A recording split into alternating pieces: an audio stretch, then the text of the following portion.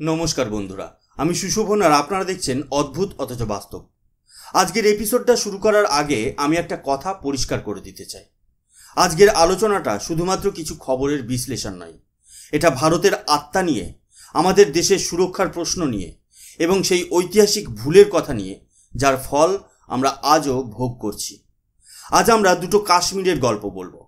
একটা কাশ্মীর যা দশকের পর দশক ধরে পাকিস্তানের অবৈধ দখলে থাকার পর আজ স্বাধীনতার জন্য জেগে উঠেছে, আর আরেকটা কাশ্মীর যা ভারতের অংশ হয়েও, ভারতের আলো বাতাসে বড় হয়েও কিছু বিশ্বাসঘাতকের জন্য আজও রক্তাক্ত হচ্ছে।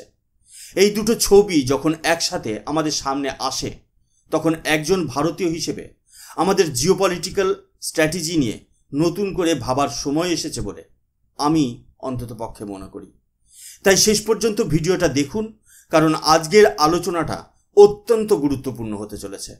আজকের দিনের সবথেকে বড় খবরটা কিন্তু ভারতের কাশ্মীর থেকে আসেনি।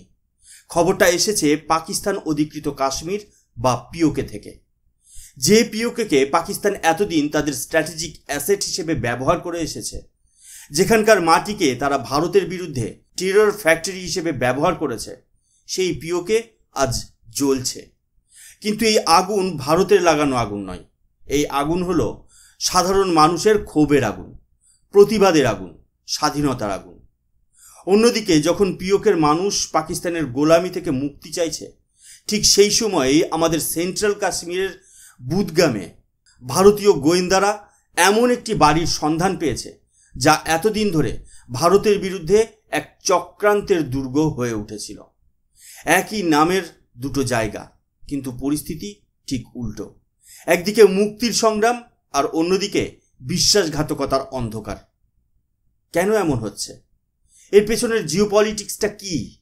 আসুন গভীরে গিয়ে বোঝার চেষ্টা করি। চলুন প্রথমে যাই পাকিস্তান অধিকৃত কাশ্মীরে। গত এক সপ্তাহ ধরে পাকিস্তান সরকার একটা খবরকে আন্তর্জাতিক দুনিয়া থেকে পুরোপুরি চেপে রেখেছিল। কারণটা খুব স্পষ্ট। একদিকে আফগানিস্তানের সঙ্গে ডুরান্ড লাইনে তাদের যুদ্ধ চলছে, তালিবানদের হাতে 200-র বেশি পাকিস্তানি সেনা মারা গেছে, দেশের অর্থনীতি ভেঙে পড়েছে, আর ঠিক সেই সময় তাদের নাক বা সম্মান বলে পরিচিত পিওকেতে বিদ্রোহ শুরু হয়ে গেছে। আন্তর্জাতিক মিডিয়া, বিশেষ করে ব্রিটিশ মিডিয়া এবং ফাস্ট পোস্টের মতো প্ল্যাটফর্মগুলো যখন এই খবর সামনে আনে, তখন পাকিস্তানের আসল চেহারাটা এক্সপোজড হয়ে যায়। পিওকের রাজধানী মুজফফরাবাদ, কোটলি, মিরপুরের মতো বড় বড় শহরগুলোতে হাজার হাজার সাধারণ মানুষ রাস্তায় নেমে এসেছে।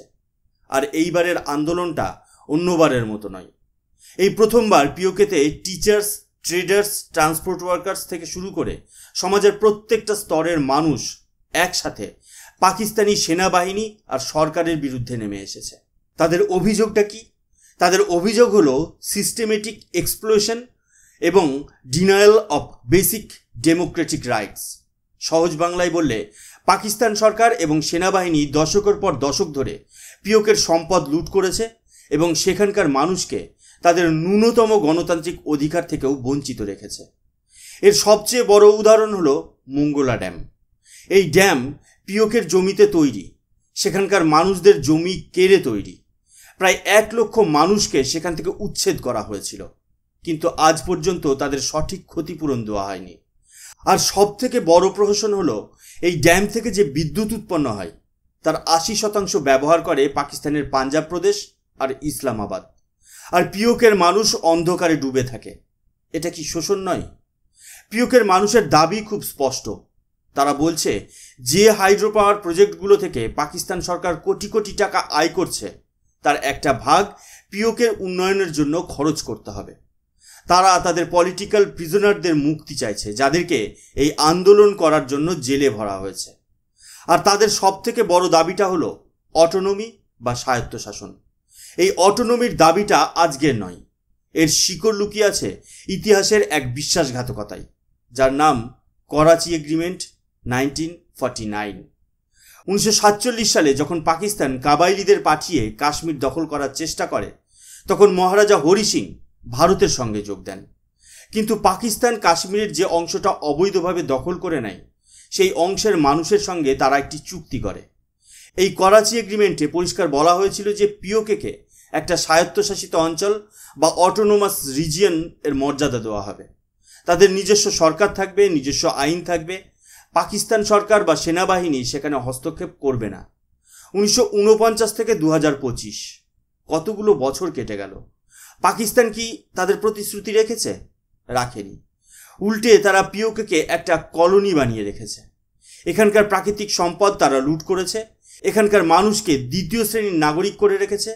আর সব থেকে ভয়ঙ্কর কাজটা তারা যা করেছে তা হলো এই অঞ্চলটাকে তারা গ্লোবাল টেরোরিজমের আতুরঘর বানিয়ে রেখেছে। লস্কর ই তৈবা, জৈশ ই মহম্মদের মতো জঙ্গি সংগঠনগুলোর ট্রেনিং ক্যাম্প এখানেই তৈরি হয়েছে। কেন? কারণ পিওকের ভৌগোলিক অবস্থান এলওসির খুব কাছে। এখান থেকে জঙ্গিদের ব্রেন ওয়াশ করে ট্রেনিং দিয়ে ভারতে অনুপ্রবেশ করানো খুব সহজ। পাকিস্তান পিওকেকে কোনোদিন নিজেদের অংশ হিসেবে দেখেইনি। তারা এটাকে শুধুমাত্র ভারতের বিরুদ্ধে একটা প্রক্সি ওয়্যার চালানোর লঞ্চ প্যাড হিসেবে ব্যবহার করেছে। আজ যখন পিওকের সাধারণ মানুষ জেগে উঠেছে, যখন তারা তাদের অধিকার চাইছে, তখন পাকিস্তান সরকার ভয় পেয়ে গেছে। তারা ইন্টারনেট পরিষেবা বন্ধ করে দিয়েছে, কারফিউ জারি করেছে, আর এমন সব আইন আনছে যা সরাসরি হিউম্যান রাইটস ভায়োলেশনস। আর যখন কিচ্ছুতে কাজ হচ্ছে না, তখন তারা তাদের পুরনো অস্ত্রটা বের করেছে, দ্য ইন্ডিয়ান কার্ড। পাকিস্তান সরকারের পক্ষ থেকে অফিসিয়ালি বিবৃতি দিয়ে পিওকের মানুষকে বলা হচ্ছে, আপনারা এমন কিছু করবেন না যাতে ভারতের সুবিধা হয়। Our enemy country will not waste a single second in capitalising on this crisis situation. এই একটা লাইন থেকেই পাকিস্তানের ভয়টা স্পষ্ট বোঝা যায়। তারা জানে যে তারা পিওকের মানুষের সঙ্গে ঐতিহাসিক গদ্দারি করেছে। তারা জানে যে এই অঞ্চলের মানুষ আর তাদের সাথে থাকতে চায় না, তাই তারা এখন ভারতকে ভয় দেখাচ্ছে। তারা এই আন্দোলনকে ভারতের চক্রান্ত বলে ইন্টারন্যাশনাল কমিউনিটির কাছে প্রমাণ করার চেষ্টা করছে। কিন্তু তাদের এই ন্যারেটিভ আর কেউ কিনছে না, কারণ গোটা বিশ্ব জানে যে পাকিস্তান একটা ফেইল্ড স্টেট। যে দেশ নিজের নাগরিকদের বেসিক রাইট দিতে পারে না, যে দেশ প্রতিবেশীর বাড়িতে আগুন লাগাতে গিয়ে নিজের ঘরেই আগুন লাগিয়ে বসে, তাদের কথা আজ আর কেউ বিশ্বাস করে না। পাকিস্তান আজ ভয় পাচ্ছে যে ভারত হয়তো এই সুযোগে পিওকে দখল করে নেবে। কিন্তু আমার প্রশ্ন হলো, ভারতের কি সত্যিই মিলিটারি অ্যাকশন নেওয়ার প্রয়োজন আছে? সে কথাই আমি পরে আসছি। তার আগে চলুন ছবির অন্য পিঠটাও দেখি, আমাদের কাশ্মীর। একদিকে যখন পিওকের মানুষ পাকিস্তানের বিরুদ্ধে লড়ছে, ঠিক সেই সময় আমাদের সেন্ট্রাল কাশ্মীরের বুলগামের গন্দিপুরা এলাকায় ভারতের গোয়েন্দারা এক চাঞ্চল্যকর অভিযান চালায়। মুজাফর হোসেন নামে এক ব্যক্তির দোতলা বাড়িকে ঘিরে ফেলা হয়। দিনের পর দিন ধরে গোয়েন্দাদের কাছে খবর ছিল যে এই বাড়িটা সাধারণ কোনো বাড়ি নয়, এটা ভারতের বিরুদ্ধে এক চক্রান্তের কেন্দ্রবিন্দু। অভিযোগ কি? অভিযোগ হলো এই বাড়ির মালিক মুজাফর হোসেন গত 2 বছর ধরে জঙ্গিদের আশ্রয় দেওয়া, অর্থাৎ শেল্টার দেওয়া, তাদের টাকা পয়সা যোগান দেওয়া বা ফান্ডিং করা এবং গ্রাউন্ড লেভেলে সব রকম সাপোর্ট দেওয়ার কাজ করছিল। এই বাড়িতে বসেই একাধিক টেরর অ্যাক্টিভিটিসের পরিকল্পনা করা হতো। দিনের পর দিন এই নজরদারি চালানোর পর যখন গোয়েন্দারা নিশ্চিত হন, তখন তারা এই অপারেশন চালান। আর সবচেয়ে শকিং ডেভেলপমেন্ট হলো, গোয়েন্দাদের কাছে খবর আসে যে এই বাড়িটাকে বিক্রি করে দেওয়ার একটা চক্রান্ত চলছে। কেন? কারণ এই বাড়িটা বিক্রি করে যে টাকাটা আসতো, সেই টাকাটা সরাসরি টেরর ফান্ডিংয়ে ব্যবহার করার পরিকল্পনা ছিল। অর্থাৎ ভারতের মাটিতে বসেই ভারতের আইন কানুনকে বুড়ো আঙুল দেখিয়ে ভারতেরই বিরুদ্ধে যুদ্ধের জন্য টাকা জোগাড় করা হচ্ছিল। এই খবরটা পাওয়ার পরেই ভারতীয় জওয়ানরা আর এক মুহূর্তও দেরি করেননি। তারা বাড়িটাকে নিজেদের নিয়ন্ত্রণে নিয়ে নেয় এবং বাড়ির মালিক মুজাফর হোসেনকে ইউএপিএ 1967 সেকশন 25 ধারায় গ্রেপ্তার করে। এটা নিঃসন্দেহে একটা বড় সাফল্য। কিন্তু এই সাফল্য একটা খুব যন্ত্রণার প্রশ্নও আমাদের সামনে এনে দাঁড় করিয়ে দেয়। প্রশ্নটা হলো, এই মুজাফর হোসেনরা কারা? এরা তো পাকিস্তান থেকে আসেনি, এরা তো এই দেশেরই নাগরিক। এরা ভারতের আলো বাতাসে বড় হয়েছে, ভারতের রেশন খেয়েছে, ভারতের দেওয়া সুযোগ সুবিধা ভোগ করেছে। তারপরেও কেন তারা দেশের সঙ্গে এই বিশ্বাসঘাতকতা বা গদ্দারি করছে? কাশ্মীরের হয়তো 2 থেকে 5% মানুষ যারা আজও পাকিস্তানের স্বপ্ন দেখে, যারা আজও বিশ্বাস করে যে বন্দুকের নলই সব সমস্যার সমাধান। কিছুদিন আগেই পেহেলগামের ঘটনাটা আপনাদের মনে আছে? একজন স্কুল শিক্ষক, যার কাজ ভবিষ্যৎ প্রজন্ম তৈরি করা, সে পাহাড়ে গিয়ে জঙ্গিদের ফোনের চার্জার দিয়ে এসেছিল। এই ঘটনাগুলো বিচ্ছিন্ন নয়, এগুলো একটা গভীর রোগের লক্ষণ। এই রোগটার নাম হলো বিশ্বাসঘাতকতা। আর এই রোগের ভাইরাসটা পাকিস্তান দশকের পর দশক ধরে আমাদের কাশ্মীরে ছড়িয়ে দিয়েছে তাদের প্রক্সি ওয়্যারের মাধ্যমে। তারা জানে যে তারা সরাসরি যুদ্ধে ভারতকে হারাতে পারবে না, তাই তারা এই snake in our own backyard তৈরি করেছে। এই মুজাফফর হোসেনরাই হলো সেই বিষাক্ত সাপ। এবার দুটো ছবিকে পাশাপাশি রাখুন। পিওকের মানুষ যারা কোনোদিন ভারতের গণতন্ত্র দেখেনি, ভারতের উন্নয়ন দেখেনি, তারা আজ পাকিস্তানের শোষণ থেকে মুক্তি পেতে ভারতের দিকে আশার চোখে তাকাচ্ছে। তারা বুঝতে পেরেছে যে পাকিস্তান তাদের সঙ্গে কি করেছে।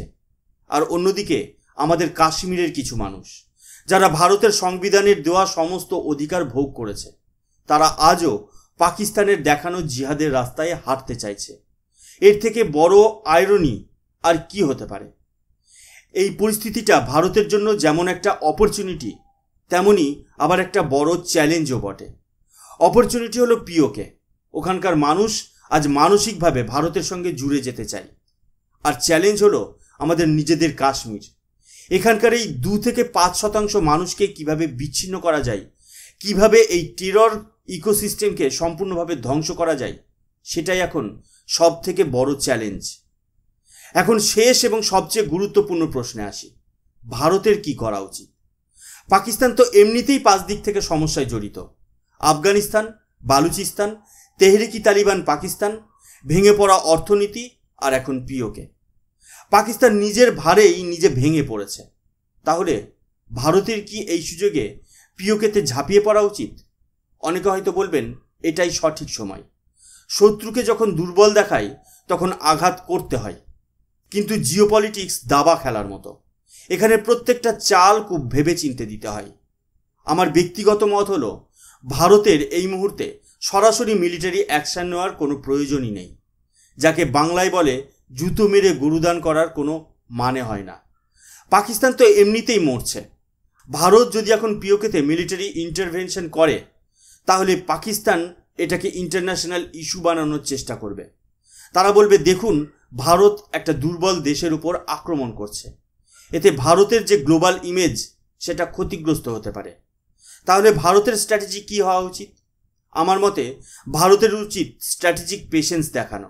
আমাদের কাজ হলো, 1, পিওকের মানুষের এই আন্দোলনকে নৈতিক এবং কূটনৈতিক সমর্থন দেওয়া। আন্তর্জাতিক মঞ্চে বারবার বলা যে পিওকে ভারতের অবিচ্ছেদ্য অংশ এবং পাকিস্তান একে অবৈধভাবে দখল করে রেখেছে। 2, আমাদের নিজেদের কাশ্মীরে উন্নয়নের গতি আরও বাড়াতে হবে। যখন এলওসির ওপারের মানুষ দেখবে যে এপারের কাশ্মীরে শান্তি ফিরে আসছে, ট্যুরিজম বাড়ছে, ছেলেমেয়েরা ভালো স্কুলে পড়ছে, হসপিটালে ভালো চিকিৎসা হচ্ছে, তখন তাদের মনে ভারতের প্রতি আস্থা আরও বাড়বে।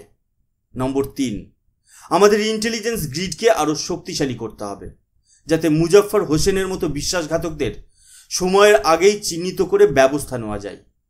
পাকিস্তান আজ যে আগুনটা লাগিয়েছিল, সে আগুনে তারা নিজেরাই পড়ছে। ভারতের কাজ হলো হাওয়াটা কোন দিকে বইছে সেদিকে নজর রাখা এবং সঠিক সময়ের জন্য অপেক্ষা করা। পিওকের মানুষ আজ যে স্বাধীনতা লড়াইটা শুরু করেছে, সেই লড়াইটা তাদেরই লড়তে হবে। ভারত একটা পরিণত এবং দায়িত্বশীল শক্তি হিসেবে তাদের পাশে দাঁড়াবে, কিন্তু অন্যের ঘরের আগুনে ঝাঁপ দিয়ে নিজের হাত পোড়ানোর কোনো প্রয়োজনই নেই। বন্ধুরা, আজ আমরা একটা অত্যন্ত জটিল বিষয় নিয়ে আলোচনা করলাম। একদিকে পিওকের গণজাগরণ, আর অন্যদিকে আমাদের কাশ্মীরের অভ্যন্তরীণ শত্রু। এই দুটো ঘটনায় প্রমাণ করে দেয় যে আগামী দিনে দক্ষিণ এশিয়ার জিওপলিটিক্সে একটা নতুন মোড় নিতে চলেছে। পাকিস্তান তার নিজের তৈরি করা ভুলের জালে জড়িয়ে পড়েছে, আর ভারত এক নতুন অধ্যায়ের সামনে দাঁড়িয়ে আছে। আপনারা কি ভাবেন? ভারতের কি পিওকেতে সরাসরি হস্তক্ষেপ করা উচিত, নাকি স্ট্র্যাটেজিক পেশেন্স দেখানো সঠিক রাস্তা? কাশ্মীরের এই লোকাল সাপোর্টের সমস্যাটা সমাধান করার জন্য আর কি কি পদক্ষেপ নেওয়া যেতে পারে? আপনাদের মতামত অবশ্যই নিচে কমেন্ট করে জানান।